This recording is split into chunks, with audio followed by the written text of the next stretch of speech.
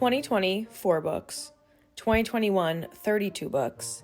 2022, 16 books. 2023, 14 books. 2024, 1 book. You know, Loki, maybe I should go back and read the books that I read back in 2021 because clearly something was working. Because books they're just not hitting like they used to, and I just need to re-up my reading style, and I want to get back into reading, okay? So we're getting out of this reading slump.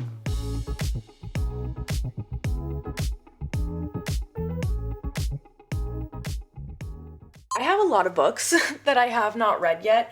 Out of all of these, and I also have a pile over there and a pile up there, I've probably read maybe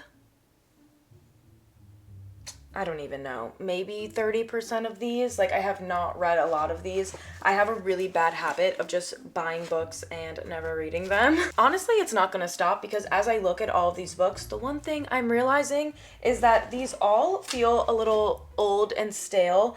I know that they're not, and one of my favorite things about reading and about words is that they like transcend time, you know, like something written, okay, example, Little Women. This was written in, what year? 1868. And I still can read it and go through and enjoy and relate and love the words that were done. So, you know, it's not necessarily the words are stale. I just don't really feel drawn to any of the books that I own right now. So that means we're gonna get to go shopping. Yay! Not today, probably. Maybe tomorrow, maybe in the next video. I'm not sure, but I do have a lot of books. I also have a Kindle, which I think I'll get started with the Kindle. I started a book on my Kindle last week. It's called, well, let me look. Very, Very Lucky by Amanda Prowse. I'm not completely sold on if this is the book I want to read or not. I am 15% through. I'm on page 54, and I like it, but it's kind of depressing. It's very heavy. We're following 2 different characters. We keep going back and forth between their perspectives. We have Emma, and then the guy's name, I think it's Thurston. Yeah, it's Thurston. It also takes place in the UK, I believe, which is fun and cute because I just moved back from the UK. I'm not too far, so I don't really know the whole plot, but Emma just lives like a very hard, full life, and not full in the way that she feels very abundant and happy, full in the way that she's extremely stressed out. She has to just take care of her kids and attend to her husband, and she's helping out her mom because her mom's sick. She just has like a lot going on and doesn't really have time to think about herself and care about herself. And then we have Thurston, who so sadly just lost his wife. She just passed away. Like, the first chapter of his opens at the funeral, or like right after it, which is very sad. There's some beautiful lines about Thurston talking about his wife and just like the love that they shared, and it is so beautiful. I will read it to you in a second. I'm not completely sold on reading this book, but those little quotes are really what's like keeping me going. I'm kind of debating if I should just read something that I know 100% I'm gonna love. Like anything Emily Henry, I love it. Colleen Hoover, not the biggest fan. Like, she's not the best author in the world, but her stories are very appealing and they get you in quickly. Like, stuff starts happening within the first like 10-15 pages. So I know she would get me going quickly. And I also love Taylor Jenkins Reid. The 7 Husbands of Evelyn Hugo is my favorite book of all time, but I've already read it a couple times and I'm trying to try something new. How do I find the stuff I've highlighted? I've had this for over a year now and I've barely used it. The whole purpose was to buy it for when I was in London because I couldn't, bring all my books there, but I never used it. I think I ended up not really reading that much this last year because I moved to London when did I move? I moved in August. And between the move and starting school, I was doing my master's in creative writing. I just had to read a lot, like all the time. One of my classes, not even one of them, all of them, I just always had readings to do, okay? And I know that's not that good of an excuse because I know people still read while they're in school, but I genuinely just had no motivation. And I felt like morning to night, all I was thinking about was writing and reading and the homework that I had to do that I couldn't really read for my own leisure and fun and entertainment. But now that I'm finishing up school and I have, free time, it's like, why not get back into it? Like, this is pure entertainment to me. I just got to figure out how to actually, like, use this Kindle because I really want to show you these quotes. I just need to find them. They're so good. They made my insides get all mushy. Okay. Very best of all about the world they made was nighttime, when they sought out each other's arms, a place in which they found comfort and solace. Home. He always thought the real world was the other one that lurked behind the door of that boot room. Him and her, she and him, you and me, Thurston and Mary, Mary and Thurston.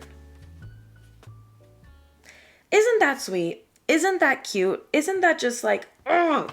And then the worst part is that she passed away and now Thurston is alone. And I don't want to like give too many spoilers, but like they're gonna have kids and it's just him and it's just extremely sad.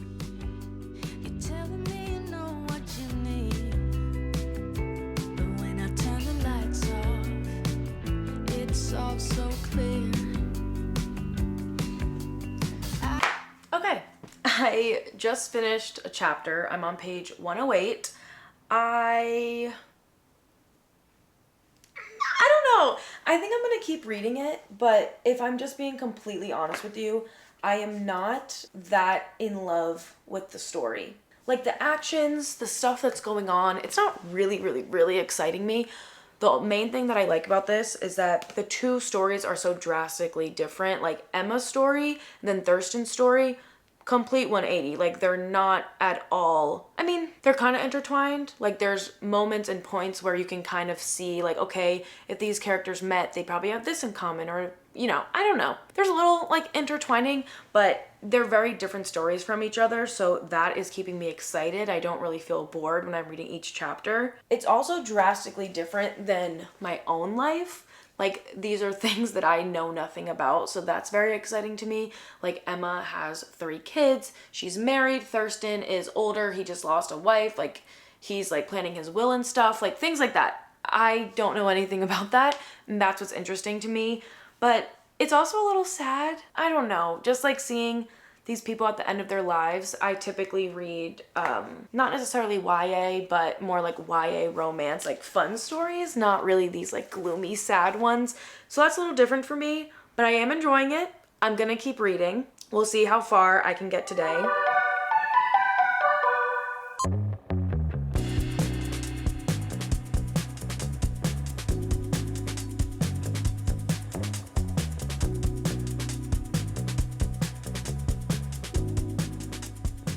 I didn't do any reading last night. I didn't think I was gonna do any reading last night, but just to update you, I didn't do any reading last night. This is not book related. I just wanna share this little tip with you. It might work on the weekends, but I did it on a Monday, so I would just suggest during the week, you'll probably get a better chance. But if you wanna go see a Broadway show and you don't have tickets, you could either go to the ticket booth, which is right under the red stairs in Times Square, the big ones from the second Spider-Man movie. I love that movie. But go behind the red stairs and you can get, I think they're called rush tickets, but they're very cheap, like sometimes starting at $30 and then they go upwards, but you can get some really good tickets for super cheap right before a show starts. And then yesterday what we did, we went to the Wicked box office, asked if they had any seats. The guy was like, no, we only have separate ones. So he said, we're not gonna do it. We walked to the ticket office. While we were walking back to it, like to the stairs, Leanna just checked on her phone and she found the Wicked tickets yesterday for $125. Amazing, like amazing. Those were great seats for $125. And I'm telling you, if you know anything about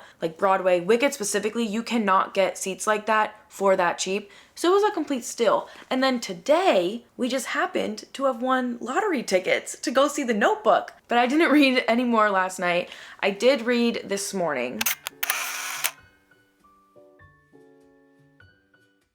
The dream he had of them on their honeymoon still hovered around the edges of his consciousness. Oh, like that just goes in my ear and it feels so silky and smooth. Like, oh, that just like rubs the right part of my brain. It had been wonderful and devastating in equal measure. So very glorious to feel her, see her, and hold her. And yet the emptiness following the realization that it was just a dream had knocked back any progress he had made emotionally. It was a cruel trick, and he was unsure if to dream so vividly was worth it, if this was the consequence. it's not even like his story is like resonating deeper with me or I like it better. Like every single section of his is just reminiscing on his life and his wife. But the way it's written, it's hitting me in the chest so nicely. I need probably a solid hour to finish this book, maybe less. I'm on page 295, about 80% of the way through. I don't love it, but I like it. And I can tell you that I'm totally out of this reading slump because all I want to do is sit down and finish this so I can start something else. Not that there's anything wrong with this book, not that I'm like, oh, I'm so bored, blah, blah. It's just heavy, like bad thing after bad thing keeps happening. And it's just like, okay, so like, where's the moment of happiness? Is there a moment of happiness? Not that every book needs to have that, and a story can be full and complete on its own without a happy ending, which is fine, but it's just like bad thing after bad thing after bad thing after bad thing. So when I'm sitting here and just reading for a few hours on end, it just feels very heavy, and I'm like not really in this mood anymore. I want to go read something else.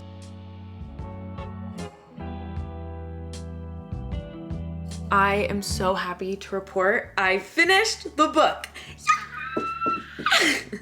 Oh my god, like I can't explain how happy I am simply because it's been so long since I finished a book, and this is the feeling that I love. I just feel so content and excited and complete. General overview of the story, as I already explained, we're following two characters, so it flips back and forth, Emma and Thurston, and then probably about 65-ish% way through the book, the two characters' lives end up intertwining and they meet each other and they have this conversation that kind of like ignites a spark between the two of them, not in a romantic sense. Like Thurston, I think, is 104 and Emma is in like her 40s. Like it's no romantic chemistry or anything between them. It's literally like a father figure and then almost like a daughter figure and them, you know, having that type of relationship. Nothing really happens. The plot is not some crazy big reveal, plot twist, mystery. It is literally just two people living life, dealing with the unavoidable things that come up when you're living life. Like it's just a very normal story. Like it's normal people living normal lives. And I do love stories like that, but there is an extent where I feel like it just gets a little too long. And that's what I think happened.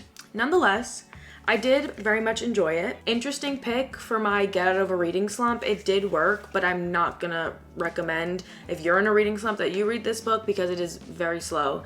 It drags on. Now that I've done this, now that I've read this book, I can move on and go read something else.